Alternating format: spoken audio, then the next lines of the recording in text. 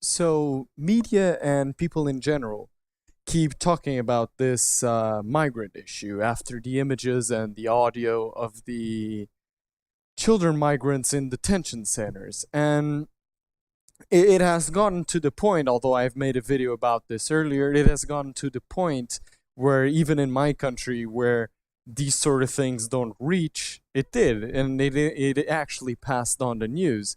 Now, this is a very complicated issue that I would like to untangle, so bear with me because it is explaining the inner politics of what is happening between Democrats and Republicans is quite difficult for people to understand. It is not a clear-cut issue. But before we get into that, people need to realize one thing, that this migrant issue is not Trump's doing. It is not Republicans' doing. It has been an issue for the longest time. It is nobody's doing. It's just simply a thing that's happening, and through various times it has happened. Just because Obama went with a more lenient policy of saying, yes, we have a law that does not permit people to come, but we're going to let them come anyway, that issue was still happening. Now, what people need to realize is that by Obama saying, oh, when they come with children, it's fine for them to pass, people eventually started bringing children all the time. Because when you realize, hey, a child is a free pass, I want to go to the US, but I didn't want to put my child through it. But now that I know that having a child is a free pass, I'm just going to do it. So, you skew the demographic that is coming, eventually actually creating a bigger problem, because one young adult being caught is a bit different than one young adult plus a child. Now, what people need to realize is that the children being separated from their parents, you can't pin the blame. For starters, you can't pin the blame on the US people, or you can't pin the blame on laws, regulations, etc. The laws are done fairly. If a parent is caught crossing the border illegally, it is a crime. It is set in law that it is a crime.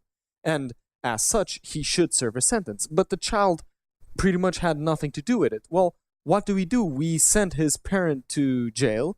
We have no idea, because he has no documentation, who his family is. We have no idea what to do. Well, let's try and put him in pretty much a camp, a detention center, while the parent is serving the sentence, which usually isn't long. Unless you're being caught for the 9th time trying to cross the border, you don't get more than a year in prison. And while the child is in detention center, they are actively trying to establish contact with any family members that they might have in Mexico, so that they can go to Mexico and wait for their parents that are in prison there. Now, it is how the law is done. You might not agree with it, and you might even not be pro-immigration, but you just think that, oh, well, the law is just a clusterfuck that makes no sense and eventually just leads to all these problems. No, we need a good body of law so that we can govern ourselves. And that is all fine, but it is how the law is structured right now. Given the fact that the law is structured right now, you cannot simply, in a polite society, in a law society, say, well, even though it's law, let's just ignore it. And ignoring laws is a very dangerous precedent. And you see, the thing about this and why they are pinning it to Trump is that Obama, before, he knew these laws were in place, but just decided not to impose them. Now, Trump, being the law and order candidate that he is, he came up and said, well, no, these laws are on the books. Even if he might not agree with some of them, we're going to enforce them because these are the laws of our country. Now, of course, both Obama or Trump are not actively fixing the issue. Obama actually made it worse by incentivizing people to come, saying, well, we have laws against it, but we're not going to charge you. You can come. And Trump is simply saying, well, although Obama said that you can come, well, it's over. You cannot come anymore. He, in essence, is making the issue die down a bit. Less people are coming into the country, but it's becoming more noticeable. Now, why has this issue not been fixed? And this is the part where it gets really, really tricky. For anyone who is on from the outside of the US, and even people inside the US, they need to realize that there are the two biggest political sentiments inside of the US politics are the neocons and the neoliberals. Neocons and neoliberals are pretty much a polite way to say just about the same thing. They are globalists in general. This is the core issue on why this is not getting fixed.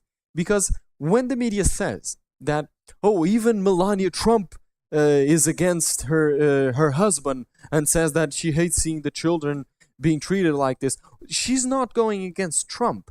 She's going against the Democrats, who are neoliberals, and the Republicans, who are neocons, of course with overlap, who just don't want to go to the negotiating table. Trump is willing to go to the negotiating table and strike out a deal on immigration. Now, why are the Republicans and the Democrats so adamant in not going into the negotiating table? Because you need to realize this problem comes back from Ronald Reagan itself. And since then, nobody wanted to tackle the issue. And you can remember back until the Trump election, the 2016 campaign, I think 2016, but back until then, when Trump mentioned immigration, people pretty much thought he was dead in the water because, oh, immigration, you shouldn't talk about it. But no, it is a viable issue, but they weren't even conceiving the idea of discussing it. Nobody is. Now, why is that? Both of the neocons and neoliberals are, to their core, globalists. They believe that there should be no borders and immigration is just fine and should be incentivized throughout the globe. Now, the reason why they don't go to the negotiating table, because you can say, well, okay, they are globalists, they don't want borders. Well, why don't they go to the negotiating table and say that? The reason they don't go to the negotiating table is because it is extremely unpopular with the US population. You could probably poll the US population, you would get no more than 10% of people saying that, yeah, let's just let everyone in, fuck borders, fuck border security, visas, just open borders for all. There are people who agree with less, people who agree with more, but no, it's very rare to find someone who just flat out disagrees with borders. Now, the reason why they do this is that in private, they all know that they want migration, endless migration. They want open borders. But when they go out to the American people, they say, listen, guys, the immigration is a problem. Yes, immigration is a problem. We need to, one side says to enforce the laws, and the other side says, let's be lenient, and nothing is done on the issue. Now, the reason they don't want to go to the negotiating table is because once they go to the negotiating table and they strike out a deal that is both reasonable so that the American people don't just do 76 all over again, and keeps the interest of the American people in mind, but also is not a 80 to 8,000 difference in terms of what it is. It's not a major deviation from what has been happening. When they go and they do that deal, they now have no political basis to say, well, let's be more lenient, because they just agree with it. If you go to a negotiating table, if a deal is already struck out and it's a bad deal in general, but a new one is not is not coming up, you can say, well, this previous deal was bad, so let's ignore some parts of it, and it's okay. But if you just agreed with a set of regulations and you're just saying, well, let's just throw them out, well, why? You just agree with it. You can't. The reason why they don't want to go to the negotiating table is they want more migration, and they realize that the best way to get more migration is just to keep the shitty deals, the shitty migration policies that are currently underway in place. Just keep them We'll grant amnesty every X and X years, every time a Democrat gets into power, usually. We'll pass exemptions to the laws, but let's not change the law by itself. Let's not try and get deals done on immigration. And Trump is absolutely willing to do a deal on immigration. I bet that if Trump ever sits down, and this is probably going to be a very hot topic issue on the midterm elections, but I bet that if ever Trump sits down, he would be absolutely fine with saying, all right, let's have easier legal migration. Let's make the legal migration to the United States easier. But on the other hand, let's absolutely crack down on illegal migration. And by that, he means there's no amnesty, a wall is being built, nobody is getting across illegally. But at the same time, let's provide them a way to get in legally. Now, Democrats and the globalists in general, neoliberals and neocons, they know that this is going to seriously drive down the amount of migration if you factor in the illegal migration. They know this, so they don't want it. They just want all this illegal migration to come, and when they get some power, well, we'll just make another DACA program, a new Dreamers Act, a new exemption to the rule, and we'll just keep on barreling on. Now, this is absolutely uncivil, because if you have laws, you need to enforce them. Having just because of a political agenda saying that, okay, because we have this political agenda, let's not enforce the laws we have, instead of saying, well, let's change the laws. The reason why they don't want to change the laws is they know the American population would not support them. It is as simple as that.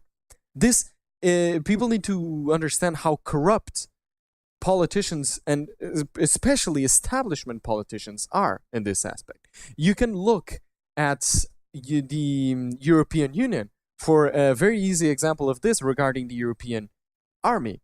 For the longest time, whenever Nigel Farage or any other anti-European army advocates talked about us, all of the European Union's members and leaders would say, well, no, they're just crazy. That's just conspiracy theories. We would never do a European army.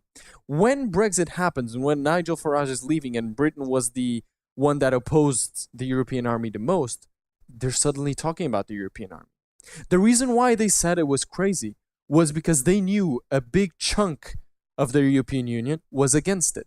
The same way that Republicans, neocons and neolibs, the never-Trumpers and the anti-Trumpers, they don't want to go to the negotiating table is because they know that the deal they want to make is absolutely despised by the majority of the population. And as such, they don't want to go into dealings with Trump or whoever. Because you need to remember, Trump is not being able to do anything, although he wants to do something, but he's being obstructed. Bush didn't do anything. Obama didn't do anything. Before that, Bush Sr., Ronald Reagan wasn't able to do anything. There's just constant obstruction. You need to realize that sooner or later, this is going to crack. Sooner or later, you're going to have enough of the population who is absolutely pissed off, and you already saw that with the Trump election. They thought that thinking about immigration was pretty much signing your own suicide note. And what do you know? The American population really want this issue to be dealt with. But the more neocons and neolibs and never-Trumpers and anti-Trumpers, the more they obstruct, the better Trump starts looking in comparison. Because, hey, Trump is willing to come out and say, hey, I think children being there is a shitty deal. He doesn't want children to suffer. He is not the evil orange Dorito Hitler. But at the same time, he says, well, but the laws are what they are, and we need to enforce them, and we need to send out the message to Mexico that we are willing to enforce our laws. So if you think the laws are wrong, let's go and strike a deal. And when we strike a deal, we are going to enforce to the letter the laws we struck on that deal. But the neocons and neolibs, they know they would never be able to fulfill their agenda with new laws as they are with bad laws that they can simply ignore. And you see this in the European migrant crisis, and Trump brings that up. Europe in general is far more anti-migrant than the United States. What we pretty much did is we didn't give a shit about our laws. And that is a dangerous precedent to set.